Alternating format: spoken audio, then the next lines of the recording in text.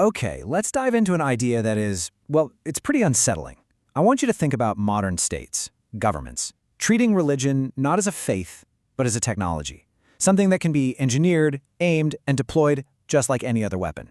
As we're about to see, the playbook for this is old, but the principles, they're more relevant and frankly more powerful today than they've ever been.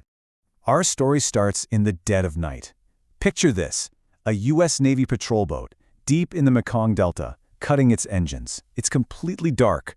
The crew isn't there for a firefight, not in the way you'd think. Their weapon tonight is a sound. And then, out of the loudspeakers comes this voice. It's this eerie, wailing groan in Vietnamese. This was a recording called Ghost Number 10, and it was engineered very carefully to be absolutely terrifying. The voice claims it's a dead soldier, lost and wandering in the afterlife. So why was this so incredibly effective? Well, this wasn't just some random spooky noise. It was a precision weapon aimed right at the heart of a specific, ancient belief held by Vietnamese soldiers. The idea that if you die far from your ancestral home, your soul can never find peace. This was a direct strike on their entire cosmology. The operation even had a name, Wandering Soul. And let's be crystal clear about this. This wasn't about the U.S. military respecting or understanding a belief. No. This was about the cold, clinical, detached exploitation of that belief to win a battle. The mission was pure psyops, psychological warfare. The goal?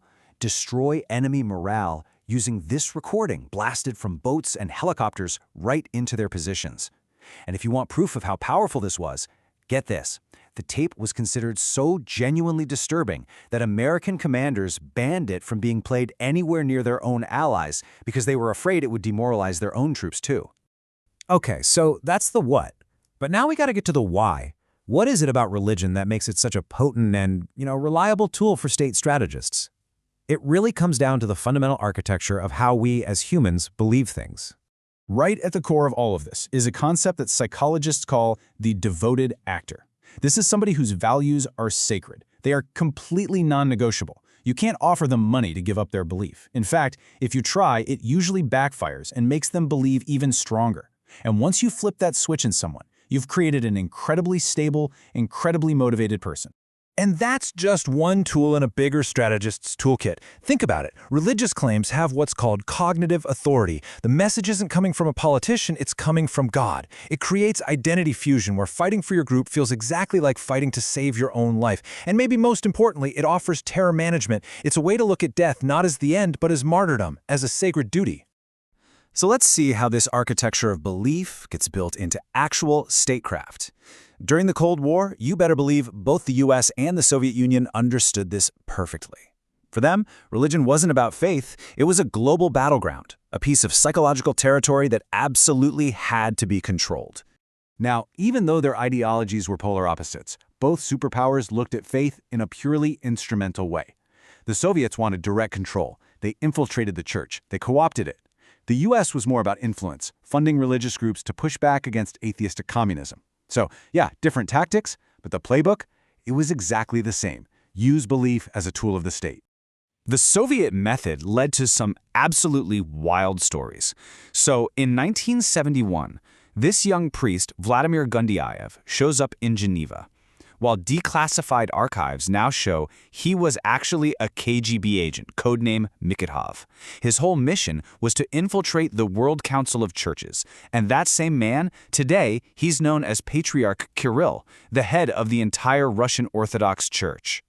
But, the Soviets were hardly alone in this. In fact, you could argue that the most impactful and, catastrophic example of this whole strategy was an American operation that literally reshaped the world we live in today. Years down the road, when National Security Advisor Zbigniew Brzezinski was asked if he had any regrets about the policies that helped create the Mujahideen, his answer revealed the ice-cold calculation behind it all. For him, the rise of the Taliban was just acceptable collateral damage for the bigger prize, beating the Soviet Union. So how did they pull it off? Well, a big part of the strategy involved building a very particular kind of infrastructure. It all started with a $50 million grant from USAID to the University of Nebraska. But they weren't building roads or hospitals. They were building mines. See, that money paid for the creation of school textbooks for kids in Afghanistan. And these were not your average school books. They were deliberately packed with violent, militant, religious imagery. I mean, arithmetic problems taught kids how to count using pictures of bullets and dead soldiers. The goal was to literally engineer an entire generation of holy warriors. And the most chilling part, when the Taliban finally seized power, they kept using the exact same books. And this, right here, brings us to the fundamental lesson of this whole story. When you weaponize belief, the weapon always outlasts the war you built it for. The genie always escapes the bottle. This timeline just lays out the direct consequences. The whole strategy kicks off in '79 to bleed the Soviets in Afghanistan. And look, from a purely tactical view, it worked. The Soviets left a decade later. But the ideological machine built to make that happen, the schools, the books, the fighters, it doesn't just disappear. It mutates. First into the Taliban, and then it becomes the fertile ground for Al-Qaeda. You can draw a shockingly straight line from this Cold War op right to the attacks on 9/11. And this is the key. You have to understand this. Unlike a soldier you can order to stand down, or a political party you can defund, you simply cannot unbrief a generation that was raised on a sacred calling. Once those values are embedded, they become permanent. They take on a life of their own. And this isn't just an American story. Look at Russia. Back then, the KGB used the Orthodox Church as an operational tool.